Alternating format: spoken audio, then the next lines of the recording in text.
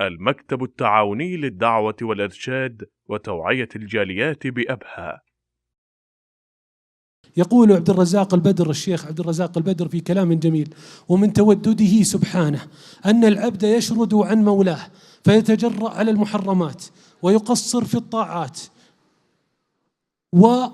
فيستره ويحلم عنه ويمده بالنعم ولا يقطع عنه منها شيئا، ثم يقيض له من الأسباب والمواعظ ما يقربه ويعيده إليه فيتوب وينيب إليه، ثم يغفر ذنوبه ويقبل توبته، ثم يعيد إليه الحب والود.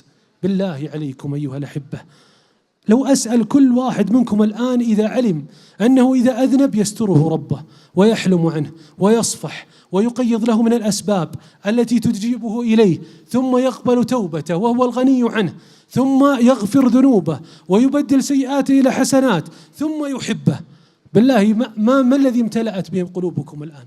لو أسأل أي شخص منكم لقال والله امتلأ القلب بحب الله جل في علاه. وهذا أعظم ما يقتضيه الإيمان واليقين بأن الله غفور ودود، أن يمتلئ قلبك أيها المبارك بحب الله.